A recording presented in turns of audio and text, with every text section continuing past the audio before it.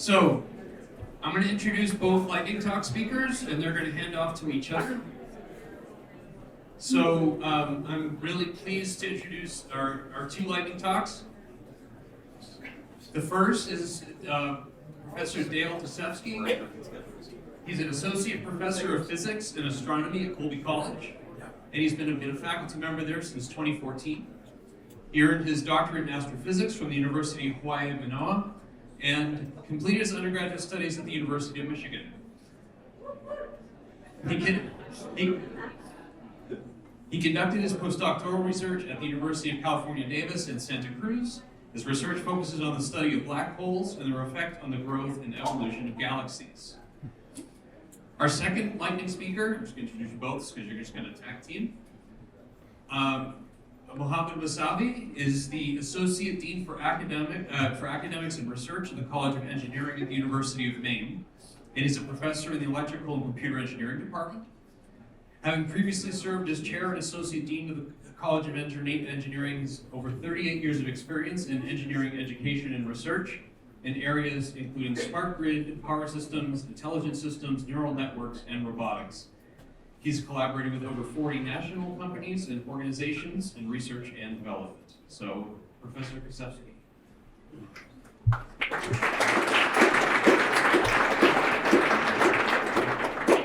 right, good afternoon, everyone. I'm going to talk a little bit about work we've been doing applying machine learning and AI to images taken from the NASA's Hubble Space Telescope and more recently the newly launched James Webb Space Telescope. And the goal of this work is to identify interacting and merging galaxies in these imaging data sets. And so, maybe we can move to the next slide. Here. So one of the most spectacular events that we actually see in astronomical images is the collision of two galaxies. And that's what's shown in this simulation here. This is the collision of two Milky Way type galaxies. There's about 200 billion stars in each one of these galaxies. And as they collide, all sorts of interesting things start to happen. There's a burst of star formation that generates these blue stars that you see here. And the gravitational torques that result because of this interaction start to scramble the orbits of stars in these galaxies. And so they go from these ordered disk-like structures into a system that looks chaotic with stars orbiting in all kind of random directions. And so the final result here is now a galaxy that has been changed. Its morphology, structure has changed. It looks like a spheroidal system as opposed to that ordered disk-like structure that we saw before. In fact, the Andromeda Galaxy, the nearest galaxy to us, is actually on a collision course with the Milky Way, and so in precisely, or roughly about 4.5 billion years, this process will play out when the Milky Way actually interacts with Andromeda. That's actually what this simulation was intended to show, the collision of the Milky Way with the Andromeda Galaxy. So mergers are actually key to a variety of different processes in the universe. We think that mergers, galaxy mergers like this are key to the hierarchical assembly of structure of the universe, meaning that we think that all things in the universe started out small and they slowly grow over time via these types of collisions and interactions.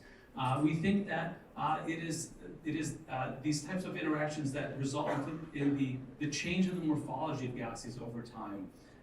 And so when you smash together two disk-like galaxies, you get a spheroid at the end. And so we think over time, as the universe ages, the structure of galaxies changes slowly. And of particular interest to me, we think that when galaxies interact, some of the gas of those galaxies is funneled to the center of the galaxy and fuels growth of a supermassive black hole that we think sits at the center of every galaxy. This is really the only process that we know, that we understand, that could possibly fuel the growth of supermassive black holes. But it is, of course, only a theory. We don't actually know whether these type of interactions are really powering the black holes at the center of galaxies. And so one of the things that we want to do is identify galaxies that are interacting, study their properties, and try to determine whether they in fact are driving these mechanisms that we see, that we think that they're doing. But the key to doing this, of course, is first identifying interacting galaxies. And this turns out to be a somewhat difficult process because interacting galaxies don't have a specific shape to look for. It is a process, a continuous process, and so you end up getting a variety of shapes, and it's a fairly chaotic process. I liken it to looking for a train in an image. If you know what a train looks like, you can train something to look for that train. But in fact, what we're looking for is a train wreck or the collision of two trains. And so that process can have a variety of different shapes. And so it actually becomes a slightly more complex problem than simply looking for something that has a known shape or design.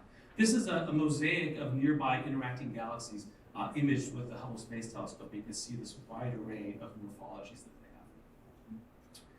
have. So the main way that we do this, the main way that we identify interacting galaxies in images is we basically just use human visual classification. So our eyes are fantastic pattern recognizers.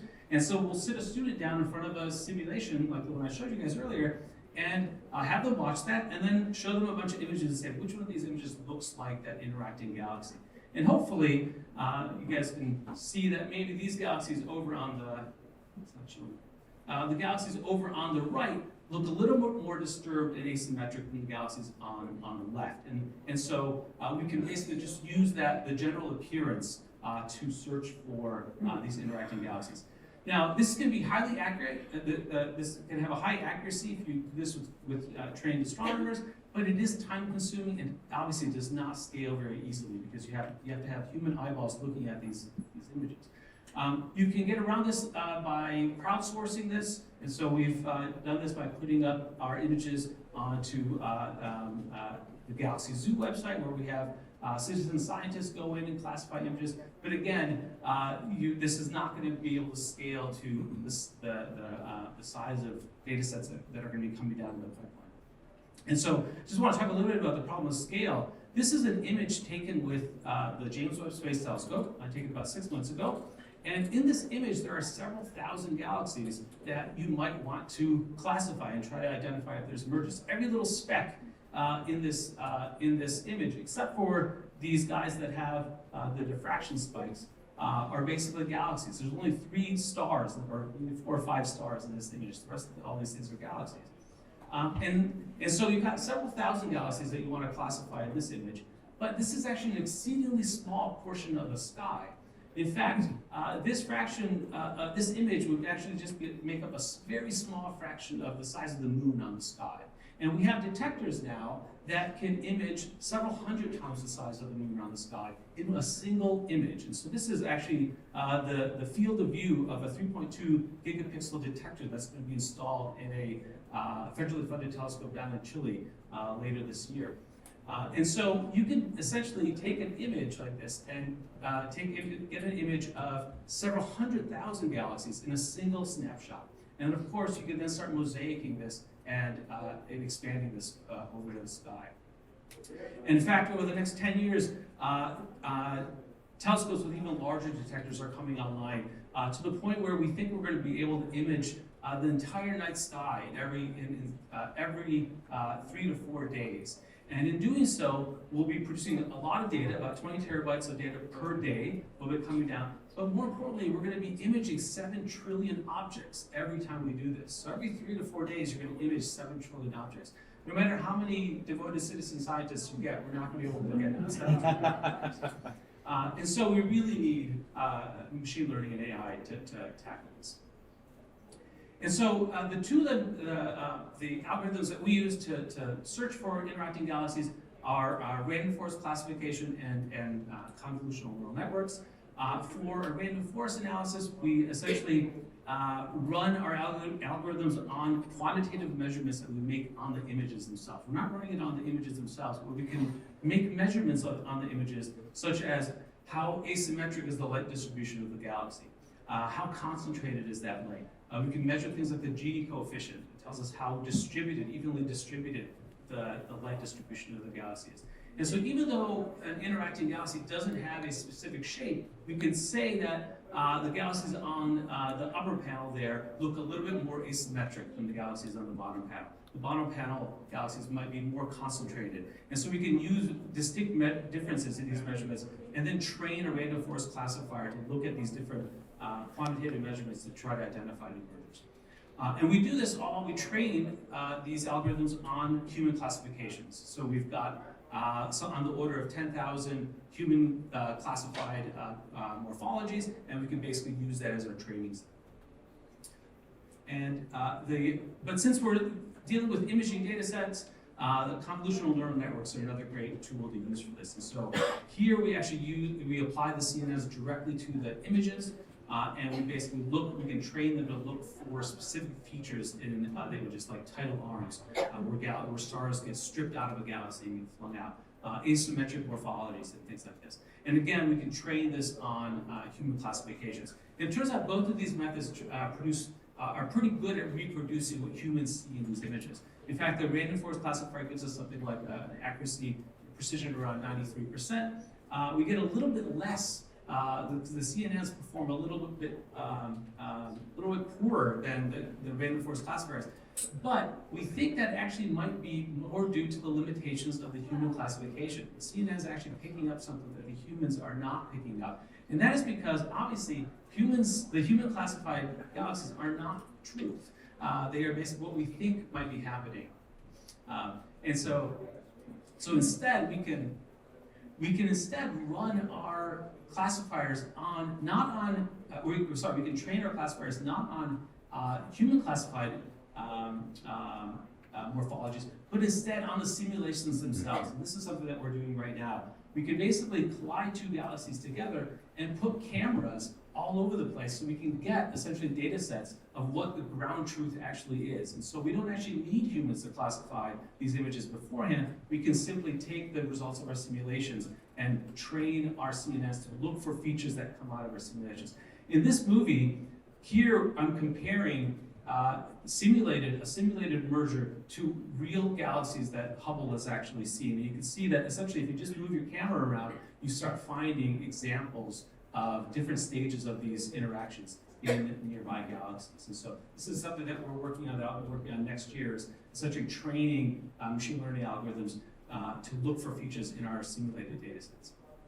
And so I'm just gonna, you can throw up the summary slide there. So I'll throw up my summary slide and take any questions.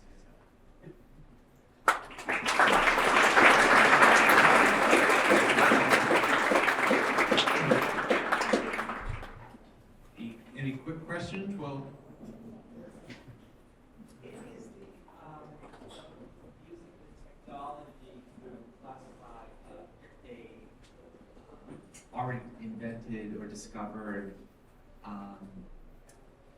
planet, would it be the equivalent of the algorithm that facial recognition uses to be able to attribute that this was already identified and then winnow out all the others that aren't yet discovered? The CNN doing the image classification, it very much does work in the same way that the facial recognition software does.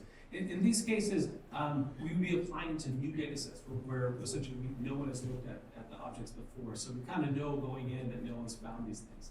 Yeah, first. Great. Thank you very much.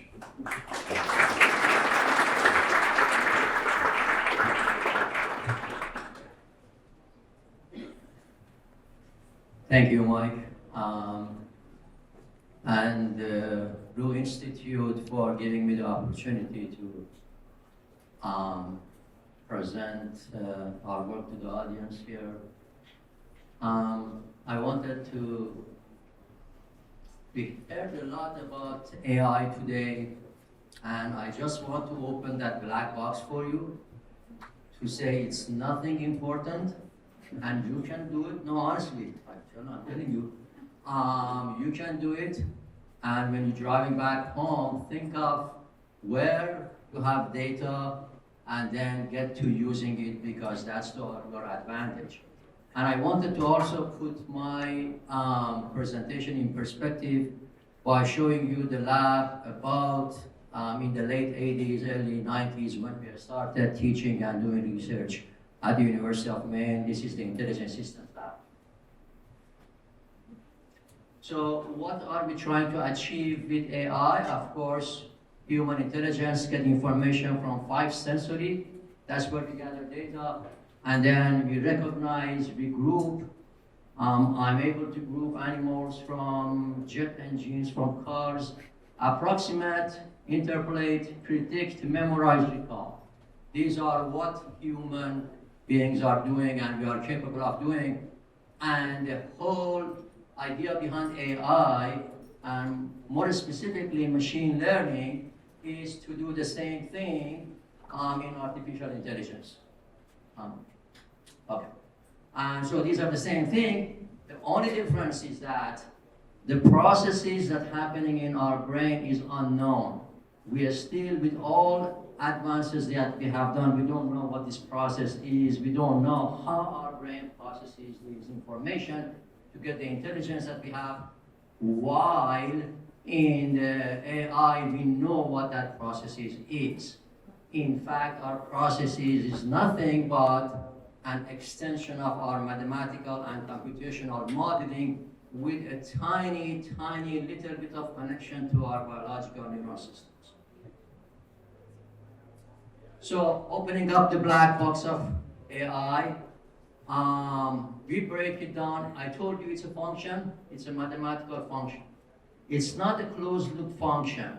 It's not like y is equal to sine of x. But for now, assume that I can break this box into several different functions. That's my input and that's my output.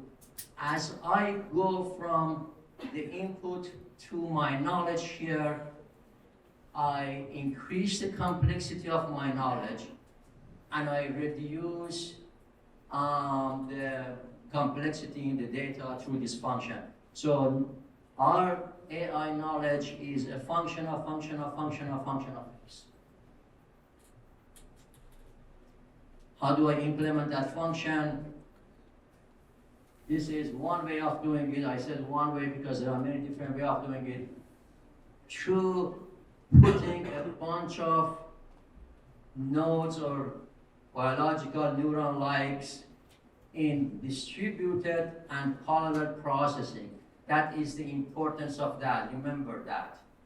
We don't have a closed loop function, but we have a bunch of simple nodes that are acting in parallel and distributed manner to give the knowledge that we have.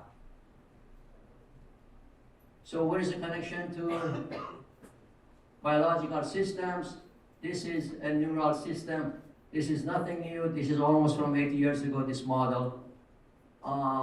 This is the nucleus of a cell in human brain gets information from a stimulus, external and internal.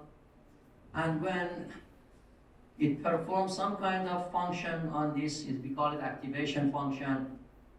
And when that activation function gets to a threshold level, that cell starts to excite. When it excites, it starts sending signals to other cells and say, you start activating. Imagine you sitting in a very dark room.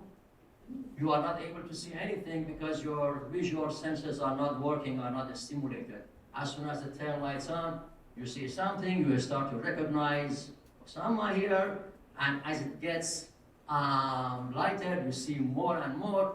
When it gets too much, you don't recognize anything. Exactly when the sun is shining at your eyes.